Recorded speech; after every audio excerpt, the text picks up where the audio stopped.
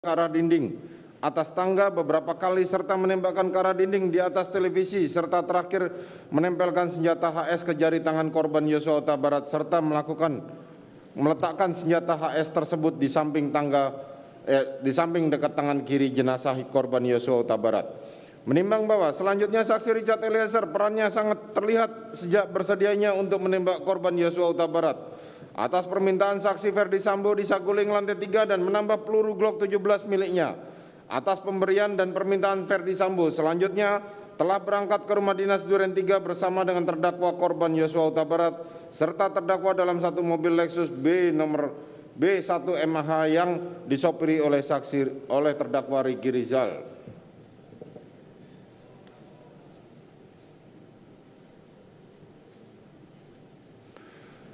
Menimbang bahwa sesampainya di rumah dinas Jalan Duren 3, saksi Richard Eliezer turun dari mobil menuju lantai 2 di mana setelah Ferdi Sambo tiba, kemudian turun ke lantai 1 bertemu dan atas perintah saksi Ferdi Sambo, saksi Richard Eliezer mengokang senjata Glock 17 miliknya dan selanjutnya setelah korban Yosua Huta Barat masuk dan mendengar perintah saksi Ferdi Sambo, "Tembak woi, tembak woi, tembak." Saksi Richard Eliezer menembakkan senjatanya 3-4 kali ke arah korban Yosua Huta Barat sehingga korban oleng dan terhempas tertelungkup yang dilanjutkan penembakan oleh saksi Ferdi Sambo.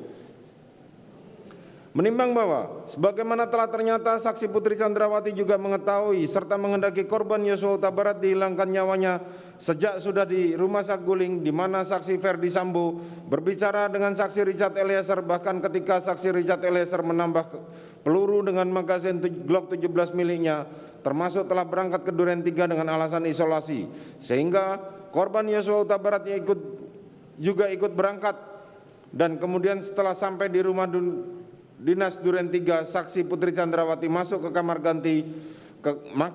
kamar ganti pakaian tidur dan menangis.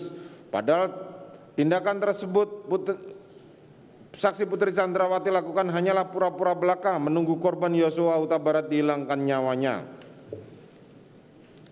Menimbang bahwa mengenai keterangan saksi Putri Chandrawati yang menyatakan tidak mengetahui apa yang terjadi karena saksi Putri Chandrawati di kamar sangatlah bertentangan dengan akal sehat. Karena seharusnya meskipun di kamar saksi Putri Chandrawati mendengar teriakan suaminya saksi Ferdi Sambo yang ditujukan kepada korban Yosua Huta Barat. Dan setelah teriakan terdengar suara tembakan tentulah saksi Putri Chandrawati telah menyadari setidak-tidaknya mengetahui suara tembakan dari senjata Richard Eliezer. Mengingat dari rumah Saguling sudah dikondisikan bahwa saksi Richard Eliezer yang akan melakukan pembunuhan sehingga dengan seolah-olah saksi Putri Chandrawati tidak mengetahui apa yang terjadi padahal suara tembakan di dalam rumah sangat keras. Sebaliknya saksi Putri Chandrawati tidak berusaha ingin tahu apa yang terjadi setelah adanya suara tembakan, justru menunjukkan peran saksi Putri Chandrawati berkaitan dengan dirampasnya nyawa korban Yosua Huta Barat.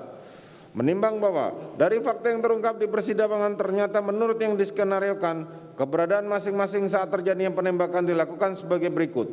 Bahwa posisi saksi Richard Eliezer berada di tangga hendak turun dan tembak-menembak dengan korban Yosua Huta Barat, padahal senjata korban Yosua Huta Barat sudah diamankan sejak dari Magelang.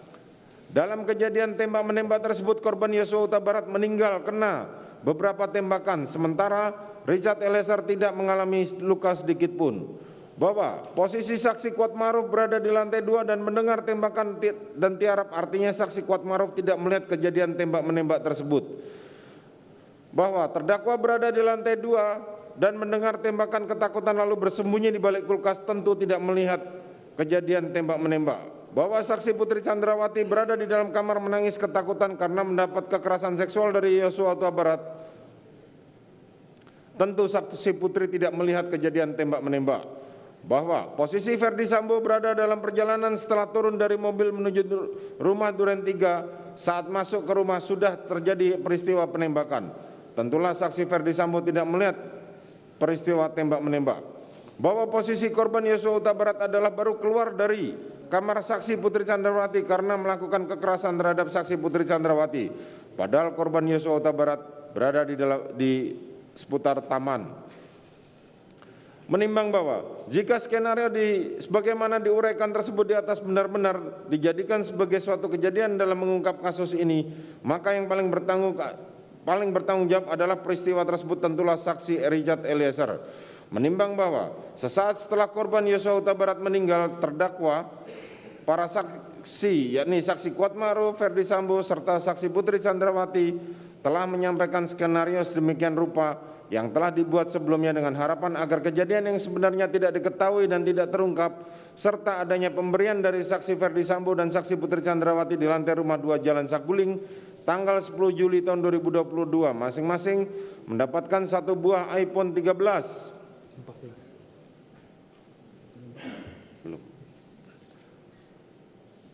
kepada saksi Richard Eliezer, saksi Kuatma'ruf dan terdakwa serta pemberian uang masing-masing 500 juta kepada terdakwa dan saksi Kuatma'ruf serta 1 miliar kepada saksi Richard Eliezer. Pembagian mana tidak dibagi rata tentu dapat dimaklumi karena saksi Richard Eliezer yang melakukan penembakan. Tentu bagiannya lebih banyak daripada terdakwa dan saksi Kuatma'ruf. Meskipun uang tersebut kemudian tidak jadi diberikan dan akan diberikan setelah perkara ini selesai atau SP3, justru mempertegas adanya kaitan terdakwa, saksi Kuatma'ruf, saksi Richard Eliezer, saksi Ferdi Sambo dan saksi Putri Chandrawati dengan dirampasnya nyawa korban Yosua Huta Barat sehingga jelas tindakan terdakwa para saksi Kuatma'ruf, saksi Richard Eliezer, saksi Ferdi Sambo dan saksi Putri Chandrawati merupakan satu kesatuan kehendak bekerja secara bersama-sama satu sama lain menghilangkan nyawa korban Yosua Huta Barat. Menimbang bahwa dari uraian di atas dapat diketahui bahwa terdakwa adalah orang yang turut serta yang melakukan dalam menghilangkan nyawa korban Yosua Huta Barat sehingga unsur kelima di sini pun telah terbukti. Menimbang bahwa berdasarkan seluruh pertimbangan di atas maka seluruh unsur tindak pidana dalam dakwaan primer melanggar pasal 340 KUHP junto pasal 55 ayat 1 ke 1 telah terpenuhi. Oleh karena itu saksi Putri Chandrawati telah terbukti secara terdakwa telah terbukti secara sah dan meyakinkan bersalah turut serta melakukan pembunuhan berencana.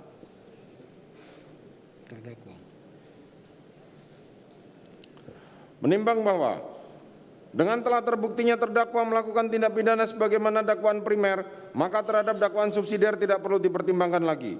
Menimbang bahwa penasihat hukum terdakwa dalam nota pembelaannya telah mengemukakan hal-hal sebagai berikut. Bahwa terdakwa Ricky Rizal menjalankan perintah yang sah dalam menerima perintah positif dari atasannya, bukanlah perbuatan melawan hukum.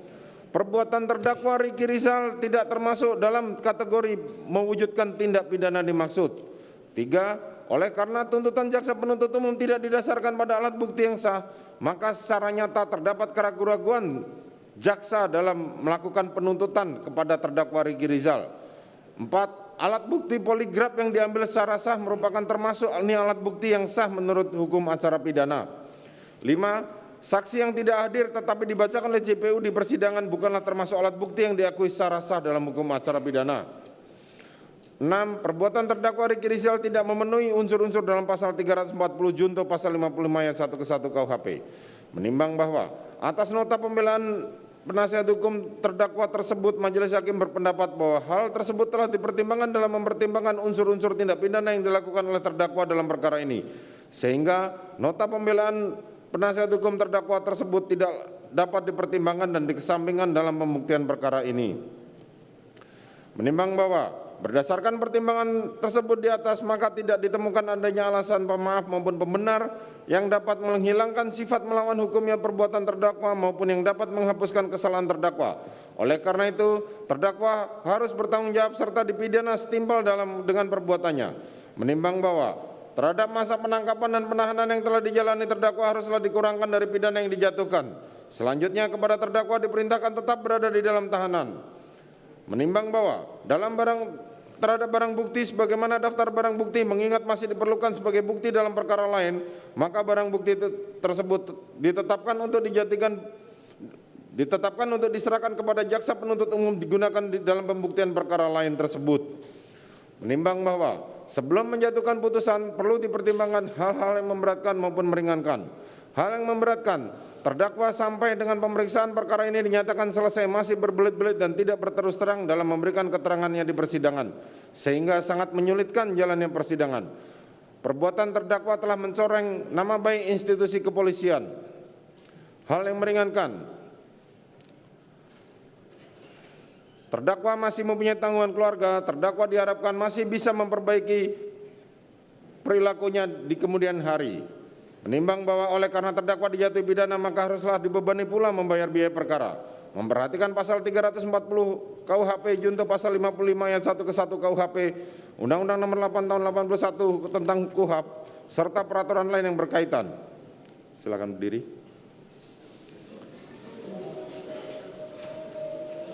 Mengadili.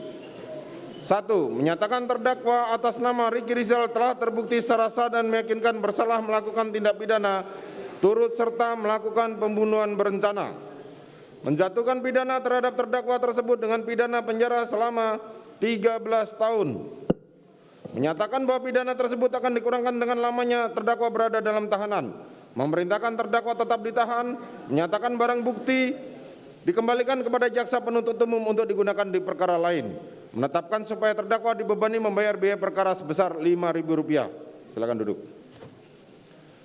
Demikianlah diputuskan dalam sidang permusyawaratan Majelis Hakim Pengadilan Negeri Jakarta Selatan pada hari Kamis tanggal 9 Februari 2023 oleh kami Wahyu Iman Santoso sebagai Hakim Ketua, Morgan Simanjuntak dan Alimin Ribut Sujono masing-masing sebagai Hakim Anggota. Putusan mana diucapkan dalam sidang terbuka untuk umum pada hari Selasa tanggal 14 Februari 2023 oleh Hakim Ketua tersebut didampingi oleh Hakim Anggota tersebut, dibantu oleh Saudara Aprisno SH.MH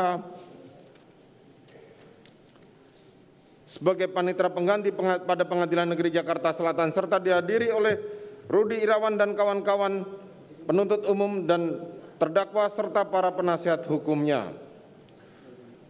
Demikianlah putusan ini telah kami bacakan. Dan kepada para pihak, baik jaksa penuntut umum maupun terdakwa maupun penasihat hukum yang mempunyai hak untuk menyatakan upaya hukum, yakni banding, menerima atau pikir-pikir. Demikian sidang perkara nomor 799 PIT B 2022 atas nama terdakwa Ricky Rizal dinyatakan ditutup.